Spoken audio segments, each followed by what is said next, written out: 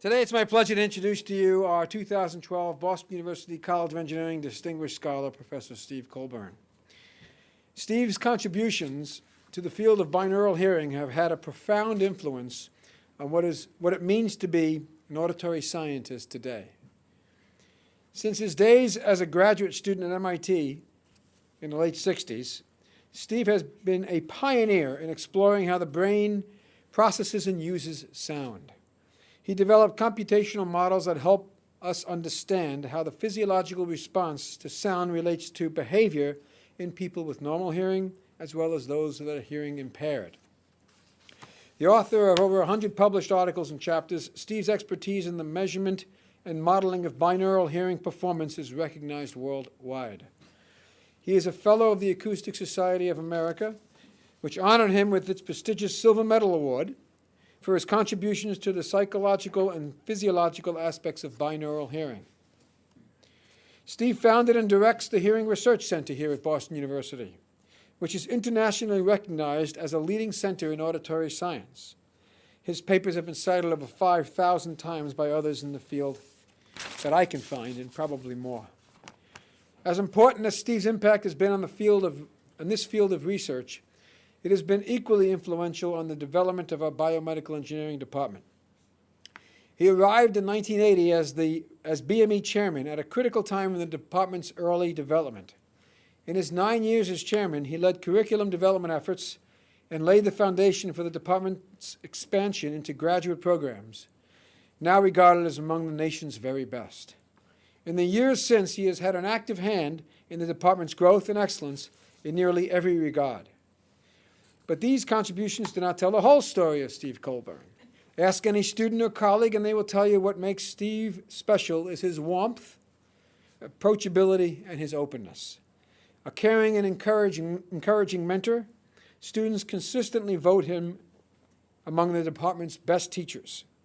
Also predictable is Steve's annual Binaural Bash, a gathering of the movers and shakers in the world's auditory scientific community that is part campus academic conference and part reunion party at Steve's house.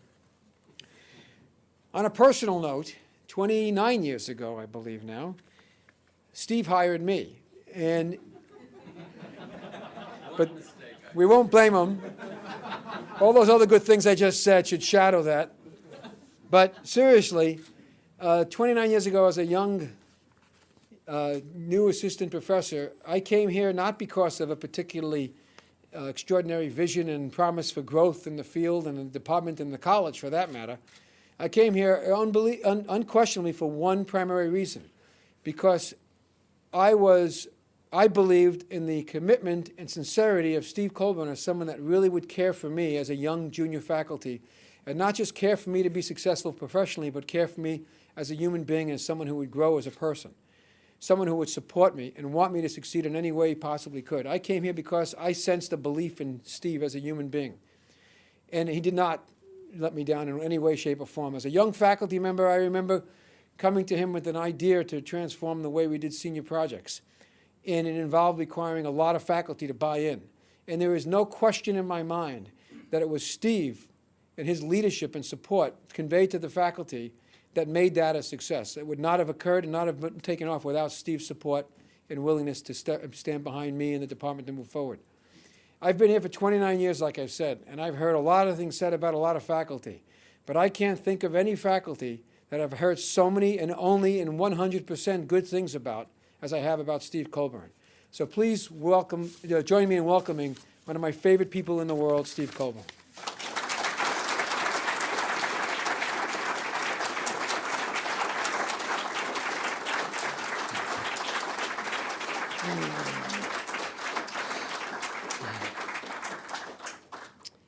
Thank you, Ken. I'm quite moved. I feel very honored to be recognized this way, and consistent with things that I've fantasized years ago, that this could be an environment that I would love to be in. It is. This environment, including Boston University, most centrally, of course, but also including the Boston area, my friends and colleagues, and it extends beyond that, as you will see as I talk about that during this presentation. I had difficulty figuring out what to do in this presentation and how to do it. I knew there was going to be a broad audience, and I decided to make some parts of it very personal, some parts of it historical, and take it as an opportunity to comment on things that I value deeply and how they sort of came up and evolved both in my life and in my environment. And I also hope to give you a picture of the way that information processing led me into the auditory system and was my initial love, which is sort of morphed into loving that, but also loving the work on auditory processing and auditory system in general. So I'm going to start out by trying to give you a picture of how I ended up studying binaural processing. And some of this will be looking back at my very early experiences. I will say things about what we have been and currently are working on in the lab. And I think you'll agree with me at the end that I'm the luckiest guy in the world. So, my childhood is back in Ohio. This is me with my parents and my sister. And it's notable for me that that wall there is the wall of a log cabin. My mother's father, who came from Scotland, built a log cabin and added to it as his children were born. My mother had 12, there were 12 children in the family, 10 sisters and 1 brother. But we sort of fiddled with the house and changed it over time.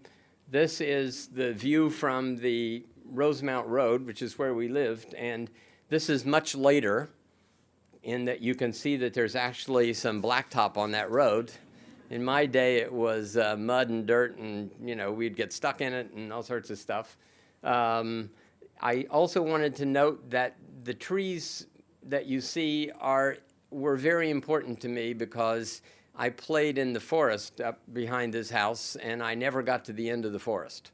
So, it was a wonderful, adventuresome kind of place, and I loved it there. That's a cemetery over there, which has some interesting stories that I won't tell.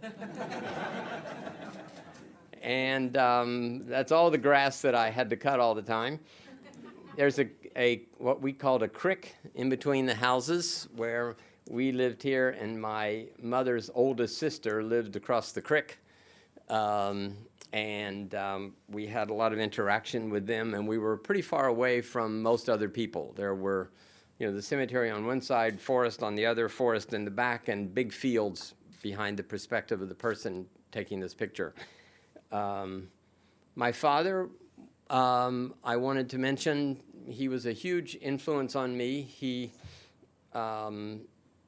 in high school, started working as an errand boy in the local bank, was not able to go to college, but became the president and chairman of the board of the local bank and then another bank. And his attitude of support for me made a huge difference when I was struggling. And he consistently said to me, "Do the best you can. And that'll be enough." Okay, I don't need to talk about these. Up to high school. In my high school days, the thing I remember most is playing the trumpet. Academically, there was very little going on in my high school. Physics and chemistry were taught by the baseball coach. His primary job was baseball coaching. And he would say, "Okay, work in your workbooks," and then he would talk to the baseball players most of the time. I danced a lot.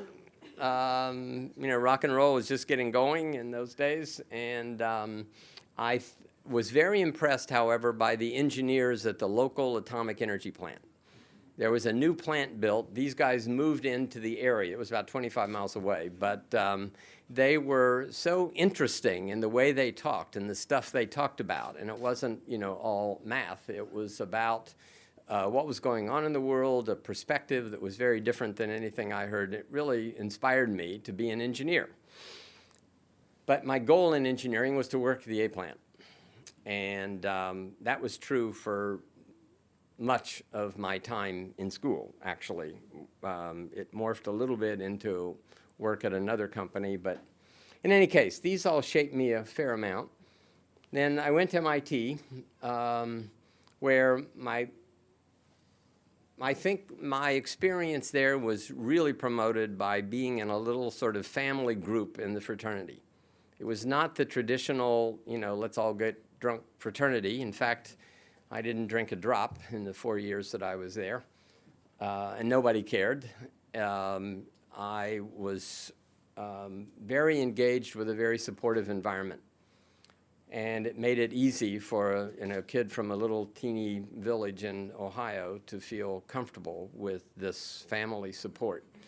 And I think this is important for all of us at all stages, and I hope we do that for each other locally as well. It's interesting that the first lecture I heard at MIT was given by Norbert Wiener. Those of you who don't know, he's maybe the smartest person in the world.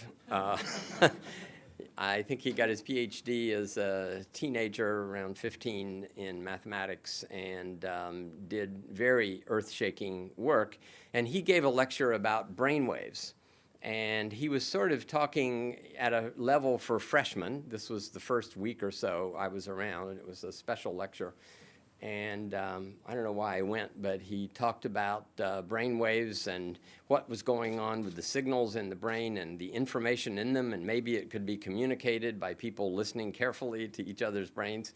Anyway, it was very stimulating. He was a wild character. In the middle of his lecture, he walked off the stage and was back behind stage lecturing, which we couldn't hear. He came back on stage, didn't miss a beat.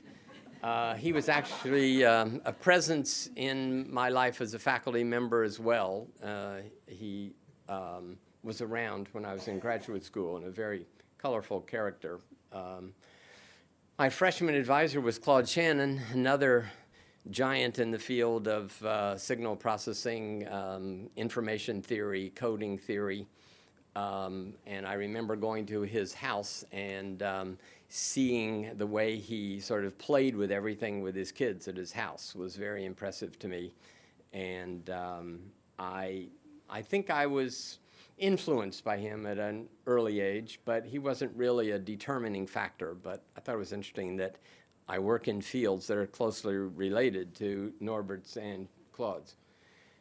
I think it's important to recognize good teaching, and I want to recognize the teachers who taught me and made big impacts on me. Jim Overbeck was not a teacher. He was actually an older fraternity brother who was, I thought, a brilliant physicist. And as I was really struggling, I could go to Jim. Jim died about a year ago, and I saw him also late in life, over the last couple of years. I saw him a few times. He's a wonderful guy, and I want to recognize him in general. But I used to go with him with questions, and he'd say, okay, sit down.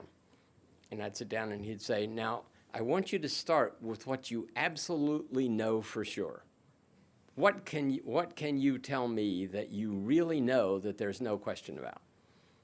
And I'd say, well, I don't know. And he'd say, well, what are the basic laws that you have learned? And I would say something like F equals ma, or, and he would say, good, let's start there. So no matter what question I asked him, we would go back to some really basic stuff like that. And he would build up the logical structure that was going to lead to the answer to my question. He never let me think about, well, what formula should you plug into? He was very well aligned with the physics course that Ingard and Kraushaar taught to me that freshman year, where I was completely floored if I hadn't had gym, I would not have survived. I failed every exam.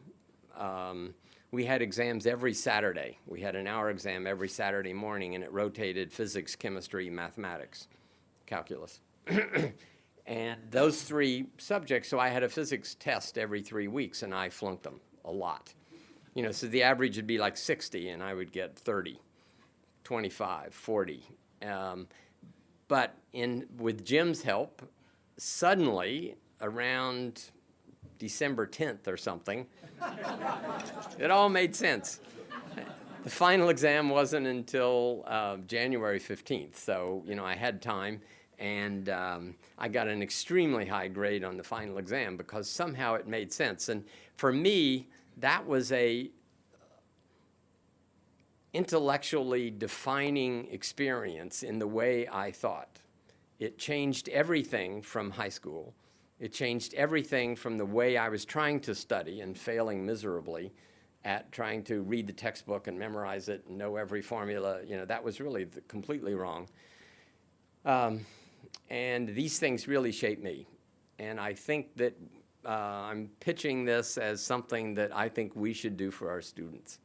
It was very painful for me, but if it hadn't been, I'm not sure it would have had the impact that it did and really oriented me. But that was great. And then when I was a sophomore, Amar Bose taught circuit theory to my class. It was the first time he taught it. It was a huge deal for him and for us. I know it was a huge deal for him because he came to my, I think, 40th reunion from college and told us what that experience had been like for him. It was a life-changing thing for him, the way he told it, the same way it was for me, because I had never seen material integrated and presented in such a clean, across-the-board fashion. He had other faculty doing discussion sections. He had GTFs meeting with him once a week. He prepared for months before doing this. He said his wife kept yelling at him because he'd wake up in the middle of the night and start writing stuff down in this notepad that he kept by his bed for this purpose. He was very focused on it, and it was a hugely successful thing. It really shaped my thinking about teaching. It also led me to switch majors and into electrical engineering. So it was his influence. Then shortly after him, I had Al Drake for probability and Bill Siebert for signals and systems. Bill Siebert later became my PhD supervisor. But as a teacher, he and Al Drake were also very exciting, very profound in the way they influenced me to think about the material. I mean, it was consistent with this other stuff, but I know from this experience how impactful teaching can be on the students, and I value it highly, and I don't pretend to do as well as these guys do, but I definitely put the effort in because of this valuation.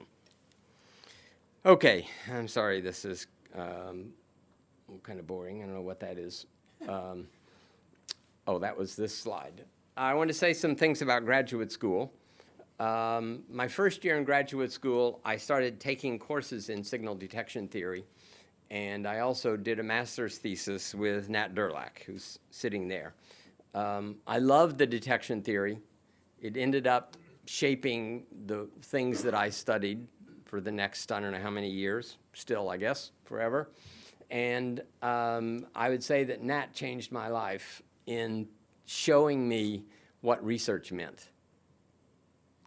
The experience with Nat doing my thesis was fun, deeply engaging, and educational in the sense that I saw for the first time what it meant to challenge ideas, to challenge things with doing experimental verifications of them, with having different groups pushing for different outcomes and believing different approaches and going to the empirical study and being sort of rigorous and careful in how we did it.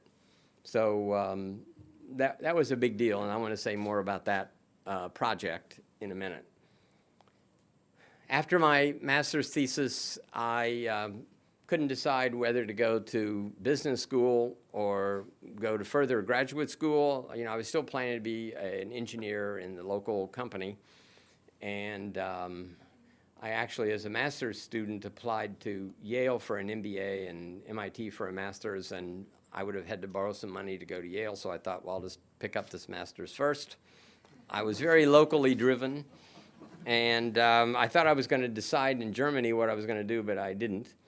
And since I had already passed the qualifiers, which was a requirement for the master's degree in those days, you had to take the qualifier, at least at MIT, I was already admitted to the PhD, so the path of least resistance was to come back.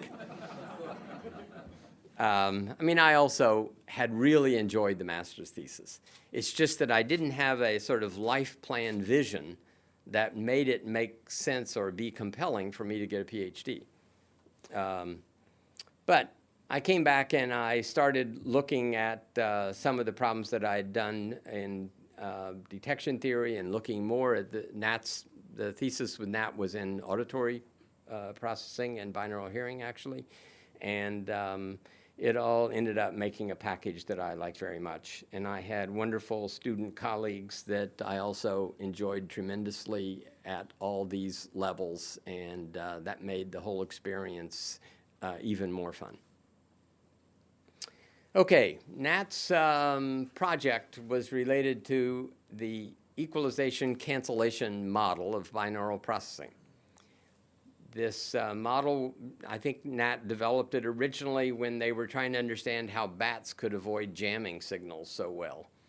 And the signal-to-noise ratio necessary for the bats to detect and capture prey was smaller than was theoretically acceptable if you analyze things on the basis of one channel.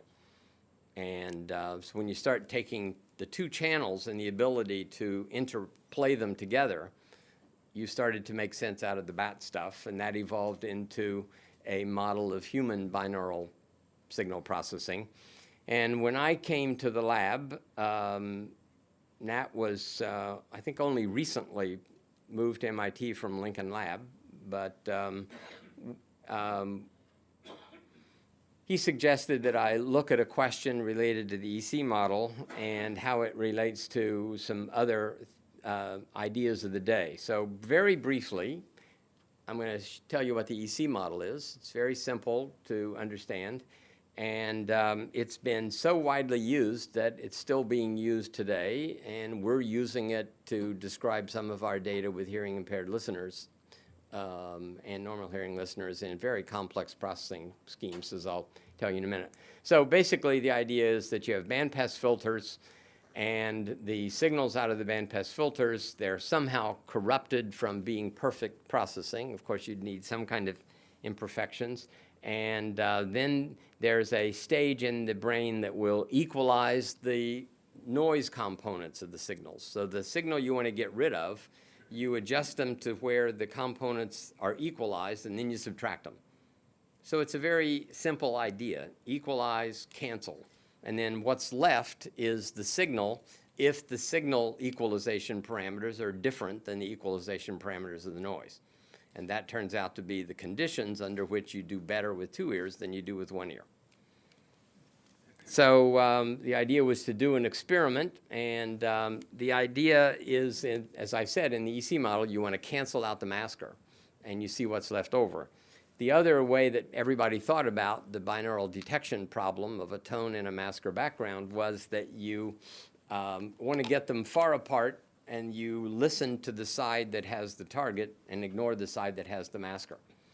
So with this conceptualization, if you had a signal and you move it to the side with time delay, you can move it farther with putting in some intensity ratio, or you could actually make the intensity go the other way and move it backwards.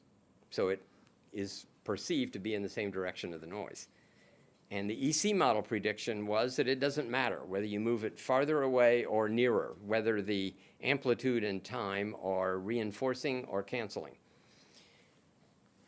So the idea was to consider doing an experiment where these two were compared against each other, and that's what we did. And the data you don't have to look at really, but the symmetry of the data, which are the data points, at least roughly, contradict the other model and support the EC model.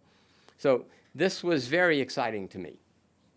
This gave me an example of sort of conceptualizing possible ways to interpret what was being observed in the world with advantages of using two ears.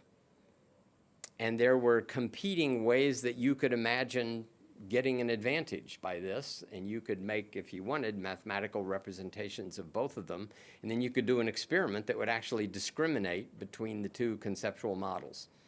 And I love this, and I had a wonderful time doing it, and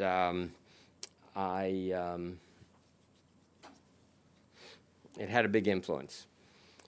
So then I went to Germany, and I came back, and I still wanted to do something related to signal processing. So the ideal receiver model, or optimum detection model, which you do with statistical analysis of random waveforms, you can figure out what is the best strategy to make judgments in spite of this variability. And Siebert was thinking about this optimum processing in terms of the auditory nerve, which is the nerve that goes from basically the ear to the brainstem, or out toward the brainstem. And so he was describing the auditory nerve pattern as a random process and then calculating optimum performance with it.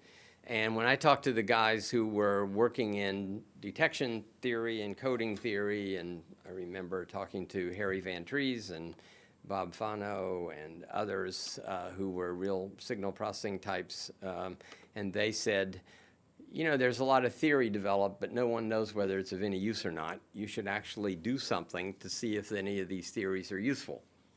And why don't you talk to Siebert? So I did, and I was excited by this as a problem in optimum decision theory.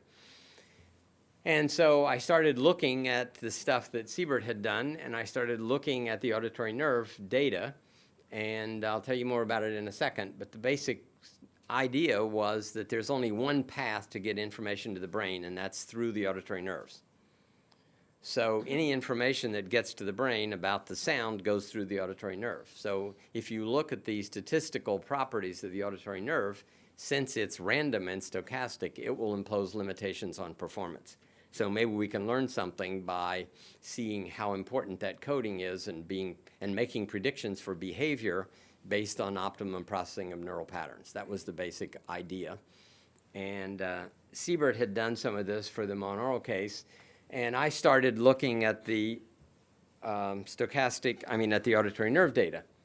So I'm going to show you a little bit of the data that was so important. And the idea is this is, of course, the ear canal.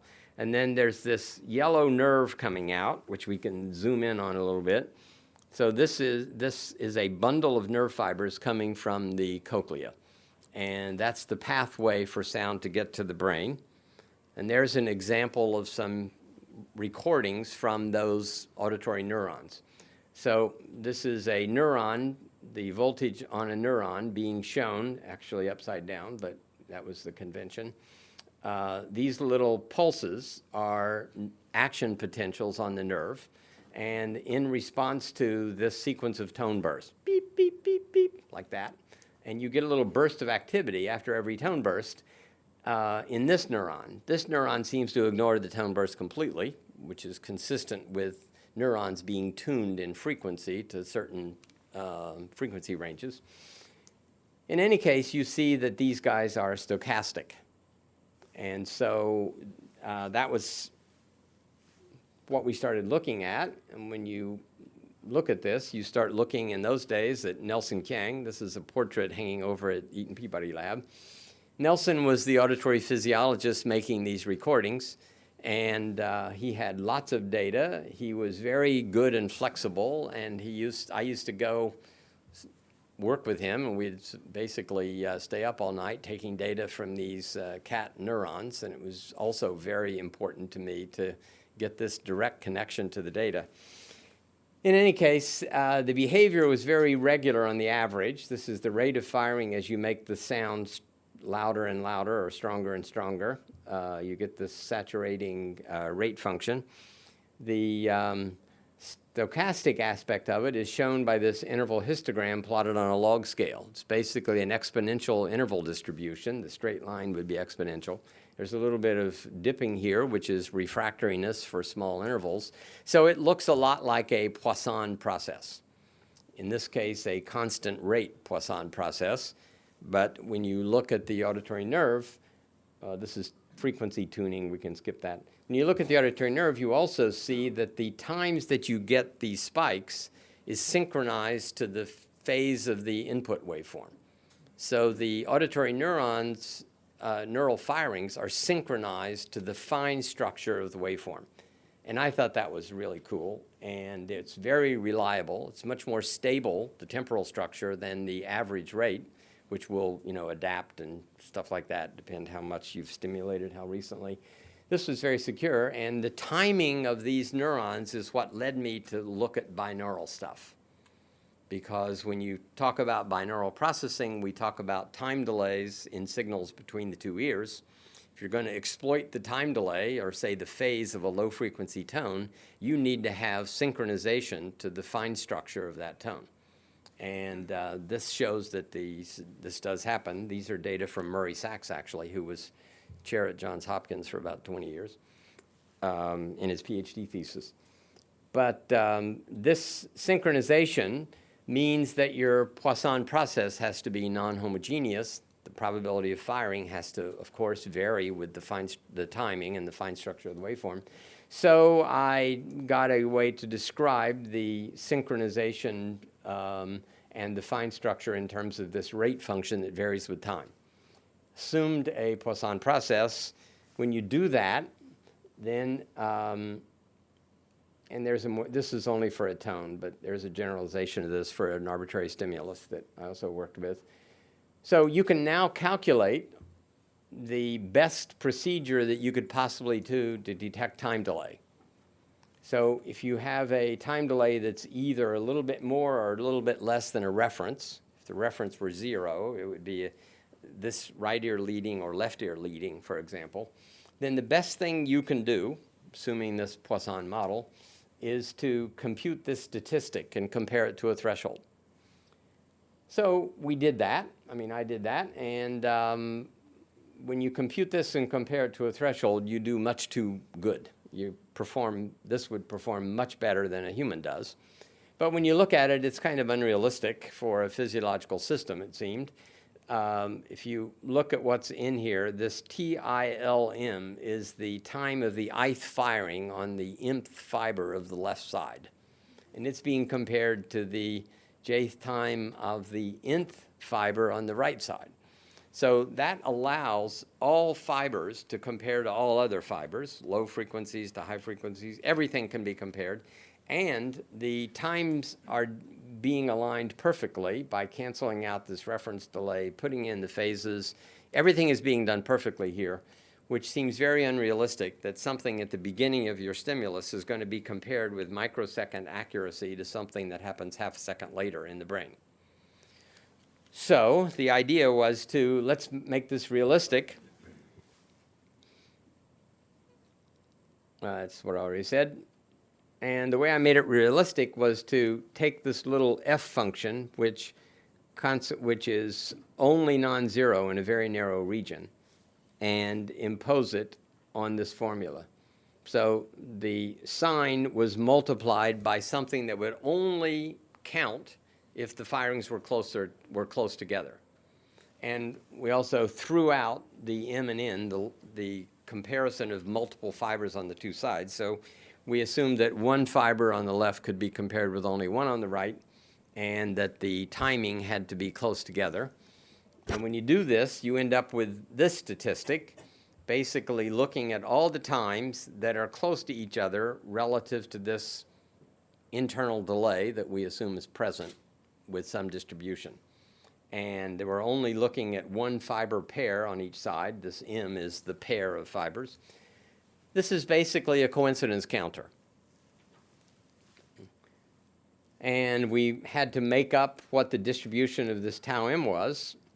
And I made it up to, we called that function p of tau. P of tau is a source of great argument right now in the binaural processing field.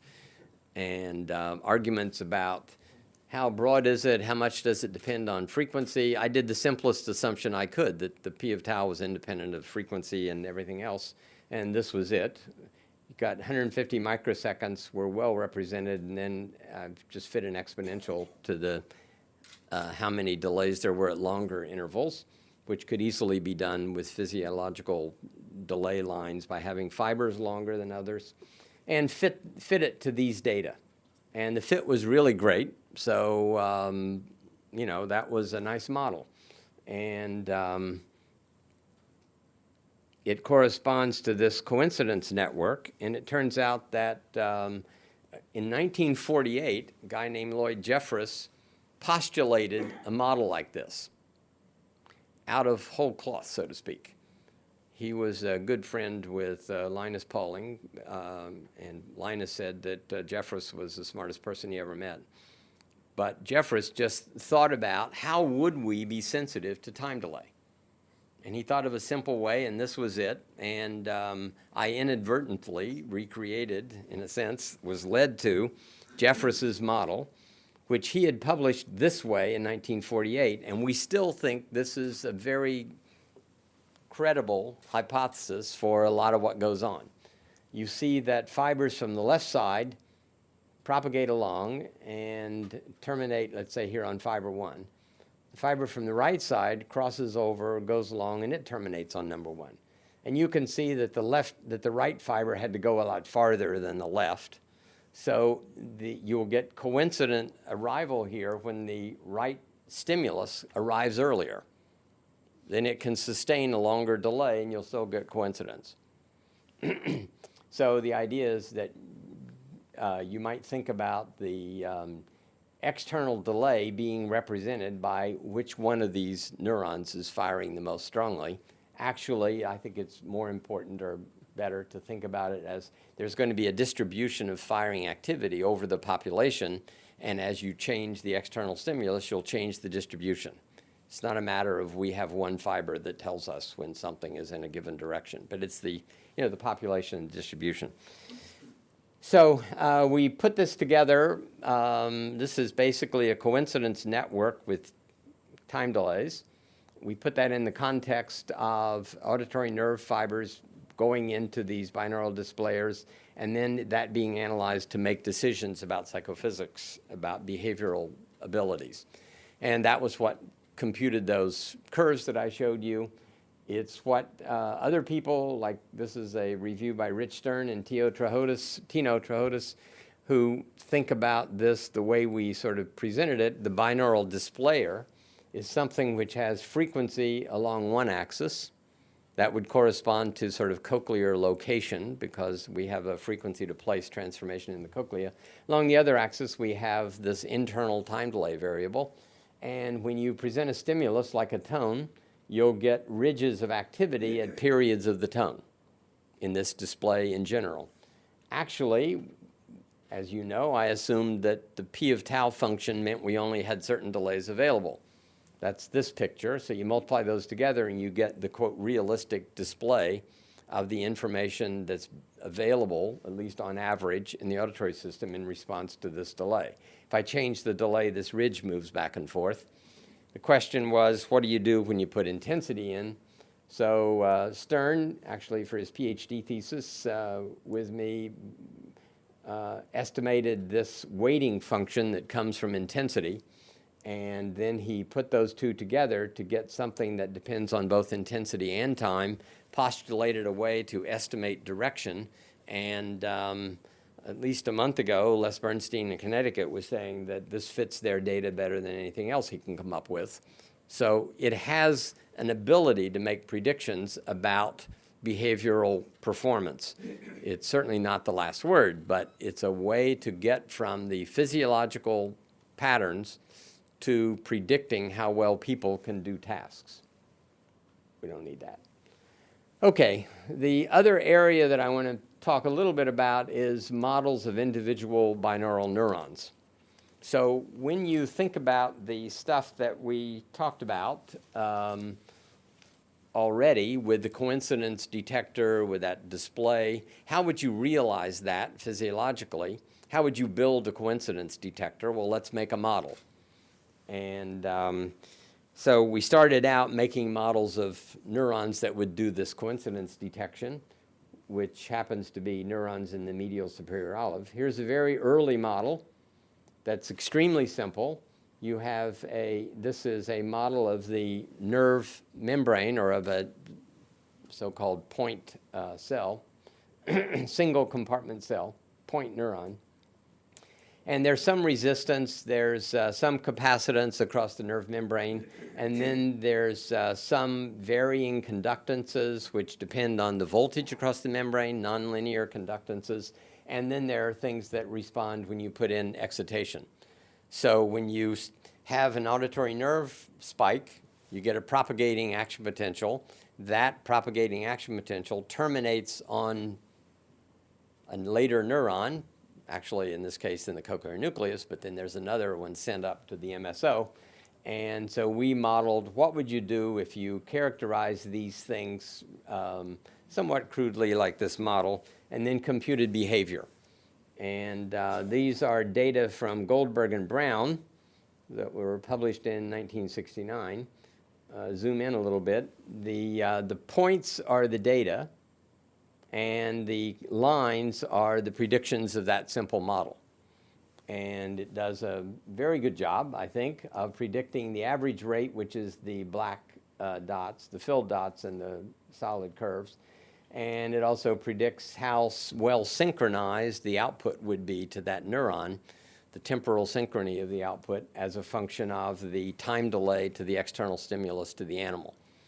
So these data were available. This model fits them. If you look at other more recent, well, this is showing the temporal structure of when you get the spikes with respect to the period of the waveform.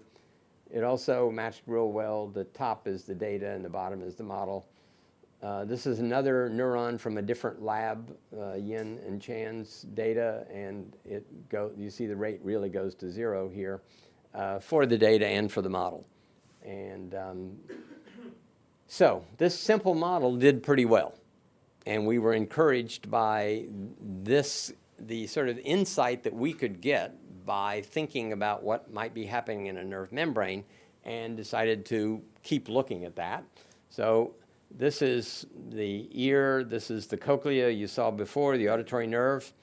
The cochlear nucleus on each side passes stuff on, and now these two little dots are in the superior olivary nucleus. It's a nucleus in the brainstem that has subnuclei that I'll show you in a second, but that's where those cells were that we just modeled. They're very hard to record from, but people do. So we just looked at this cell. We were encouraged, we also started looking at LSO cells, which is the lateral nucleus of the superior olivary complex, the LSO. That's this. We made models of that, looking at the influence of the levels of the right and left ears. And the left is the data, and the right is the model. Yazan Duranier did his thesis here, master's thesis in 1993, and we presented this at a meeting in 94. Don't want to talk about that. We also went to the place that's easy to record from. It's not easy. Nothing's easy. It's easier to record from, the inferior colliculus. So this is, again, a brainstem nucleus. It's sort of the what we would call the midbrain level. In the IC, we had to make more complicated models. Hongmei Kai in 1998 did her PhD here with me and Laurel Carney. And she has MSOs in the model, and they lead with excitatory stimulation to the inferior colliculus, that next neuron level I was just pointing to. She has another path through another nucleus, and that's the dorsal nucleus of the lateral lemniscus. It has inhibitory input. We put that together with a model for the inferior colliculus cell that's more complex. As you can see here, it has other channels, most notably this after hyperpolarization channel, which I can't get into, but it's important for some of the special properties you see in the inferior colliculus that you don't see in the MSO. And you get interesting behaviors. Let me just focus on this one. These are data. And these little streaks are response rates as you sweep the time delay, or phase difference in this case. So it's like you take a source and move it, and then you jump back, move it again, jump back, move it again. And depending on what region you're sweeping over, you get different rates. It just says that the neuron cares what its recent history has been in a way that would not be captured by the model of the MSO that I gave you. This is the reason for that after hyperpolarization channel being included, and when you put that in, you get predictions that do similar things. And so that's the name of the game. And I wanted to put this up to say, well, this is the inferior colliculus, here's the MGB, and then look at all this. This is the cortex. Kamal. Working on the cortex, well, not just Kamal, other people in this room. Barb is making measurements of cortical activity. Anyway, this is a game that can go on and on. These are very simple stimuli and simple tasks that I've been showing you the models for. The more interesting task is something like, what if you wanted to be able to predict how well you can understand speech in a complex environment? So now we've got echoes coming in, we've got multiple sources at the same time. It's much harder to understand what's going on, and the other sources may have a variety of types. It depends on where you put the sources, how much reverberation, what types of signals. This is what's called the cocktail party problem. And that's the reason I put this picture on the poster. I love this Renoir. And although the people aren't talking as much as I would like, they are talking, but they're especially listening and paying attention to people they may not be listening to. And that's a key part of this whole thing, that you can steer your attention in the cocktail party effect. And it's very hard to build artificial systems that will do this with flexibility. Humans do it quite well. And it is also one of the things, not the only thing, but one of the things that I hear people complain about as they get older, like me, as they have hearing impairments, as they have cochlear implants. I remember very intensely a young girl around 15 at a meeting in Germany where she had bilateral implants, and she was discussing what was important to her when she got her implants. And when she lost her hearing, she was completely cut off. If you think about our social interactions, hearing plays a huge role. And she said she got an implant and she could finally now talk to people. She learned how to interpret speech. She could do it, not perfectly, but she could do it. But when she tried to go with her friends, it all fell apart. She was embarrassed. She had great challenges. She had people talking with conversations that she specifically mentioned. The conversations jumped from person to person. She couldn't figure out which person was even talking until they had finished talking. She couldn't synchronize any lip reading. She got a second implant, and it made a big impact. It still did not solve the problem, but she could at least, she felt, start to be in social environments with her friends again. And that is a major motivator, really. My interest in this field evolved from being primarily driven by, let's do a neat optimum signal detection problem, to let's do something useful in the field of hearing. And we're trying to do it. The problem is challenging, you think about two waveforms, the left waveform and the right waveform, coming into the ear canals, and then our brain unravels that into a world of objects. And we can, it's limited ability, but we can zero our attention in, et cetera. So we've done some calculations with revised versions of the EC model. This is a signal processing based model, not a physiologically based model. Makes it easier to work with to some extent for these kinds of things. We extended this model a little bit to have multiple frequency channels being processed all at the same time, having the jitter occur throughout the whole waveform, which it was always imagined to be, but hadn't been implemented that way. And we did some predictions for measurements and predictions for performance. These are speech reception thresholds, which means how strong does the speech have to be to hear it, plotted with respect to the strength of the mask, the interfering sound. Monica Hawley, in her thesis a few years ago, did a bunch of studies with one interfering source located 0, minus 30 degrees, plus 60 degrees, 90 degrees. Those are with respect to straight ahead. She did it with 2 sources. She did it with 3 sources in various positions. And we took the, Rui Wan took the EC model, applied it to these data by doing frequency band analysis and then using the articulation theory to explain how important signal-to-noise ratios per frequency band were, combine them together. And that's the red curve, or Rui's predictions, where he pinned everything to the value of 0, 0 here. So these the points where all the sources are co-located with the mask are all the same. They're forced to fit by choosing a parameter in the model. But you can see it's a pretty good fit when the masking sound is a noise. This is a ongoing speech-shaped noise, so there's no there's fluctuations because it's noise, but no big modulation in the envelope.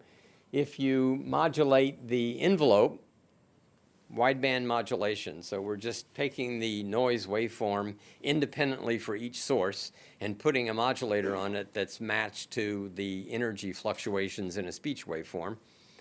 Those are these data. The blue are the data, and the red are the predictions. And the red dashed lines are the predictions where we force the equalization parameters in the EC model to be fixed throughout the speech sound, throughout the sentence, you might say. The solid red curves, which fit better, especially in these cases where there are sources on both sides of the head, or where you allow the source to make its own decision. Allow the processor to switch which waveform it's canceling as a function of time, and that fits pretty well. We don't need to see this. I think I'm going to skip this again.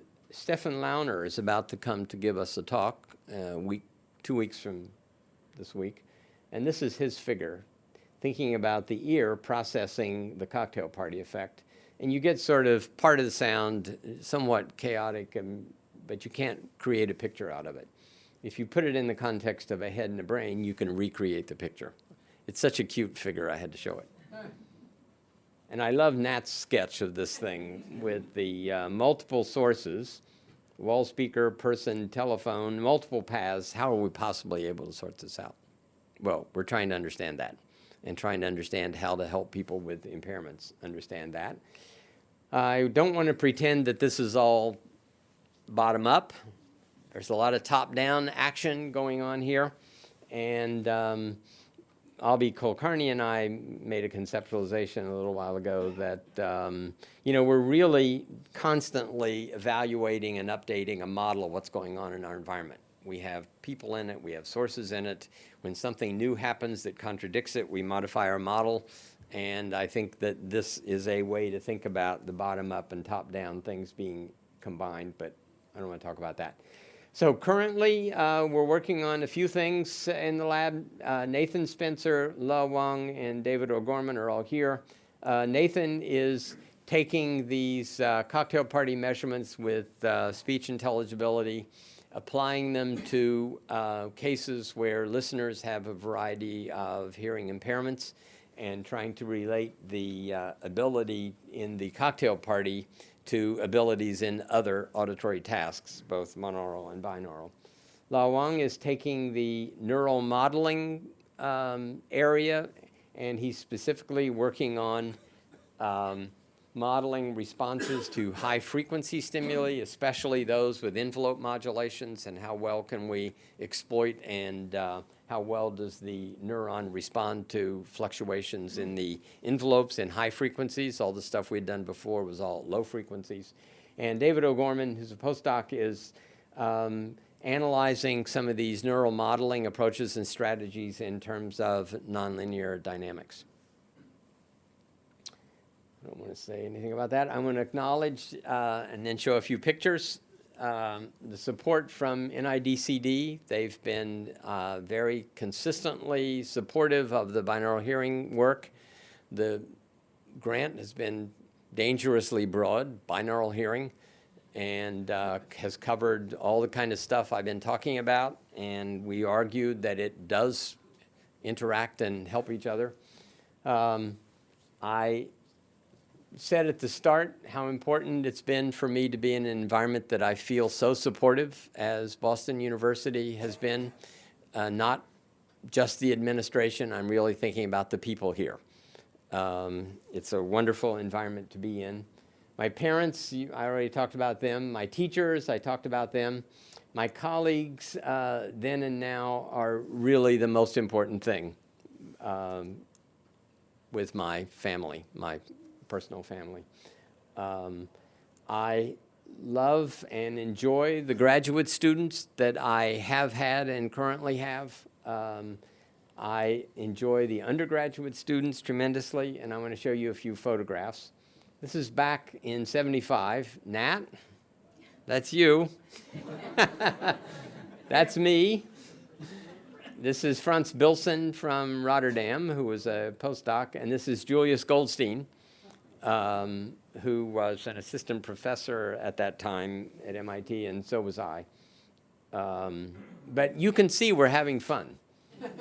And this is my image of research and research interactions. I want to mention specifically a lot of people who are part of the Hearing Research Center that I interact with, not enough, but I get tremendous amounts from. The environment that we have and the communication directness that we allow each other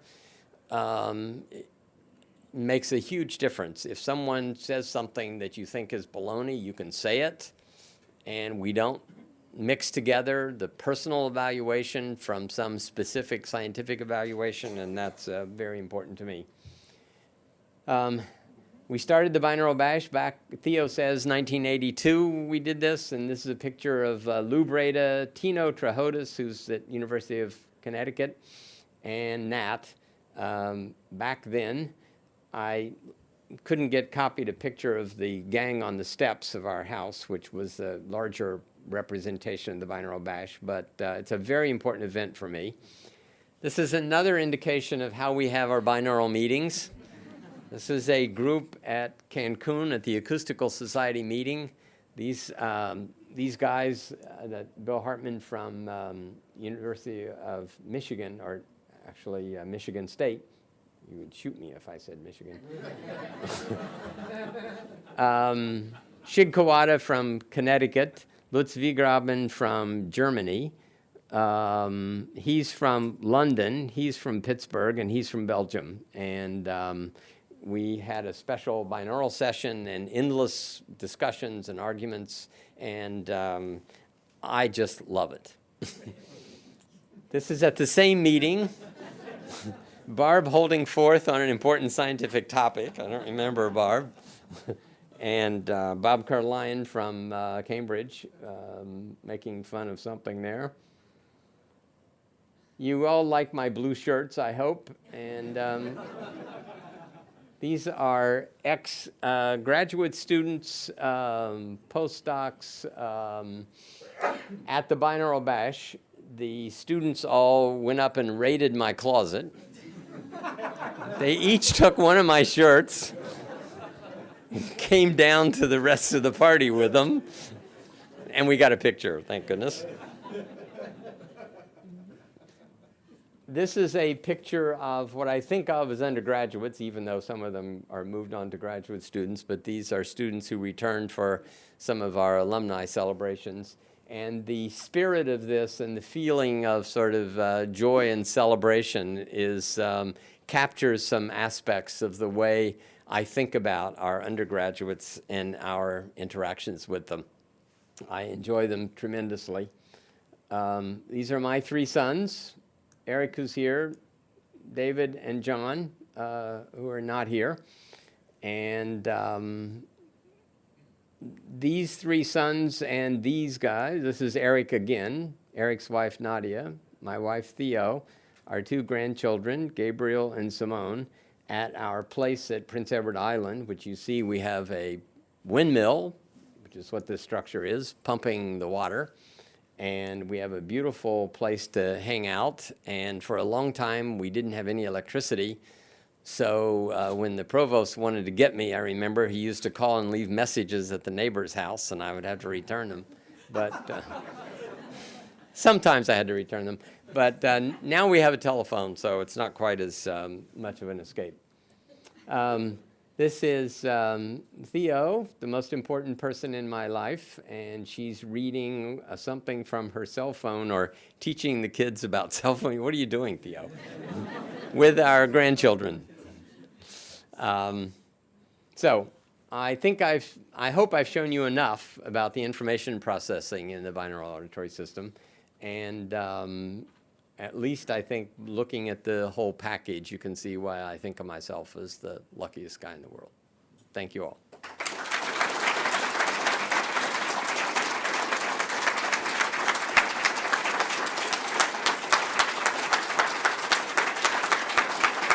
To celebrate this occasion, Steve, that's again so wonderful for us as it is for you. We've framed the Great. Oh, good. and we, but I can't give it to you. No, this is for you. Thank you. Fantastic. So put that on your wall somewhere, and it's got the picture you like. Oh, that's great. And we've got this nice I was going cover. to try to get one of these. And we've also got this beautiful cover on the chair. And the chair's mine, but the cover's yours. I love the ribbon especially. You can undo that if you want. Go ahead and undo it.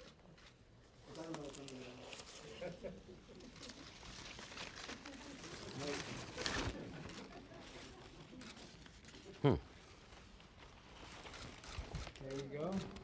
Ah. And it's a Boston University chair, as you can imagine. And it's got some engraving on the back. H. Stephen Colburn, College of Engineering, 2012 Distinguished Scholar. Excellent. So again, Thank you.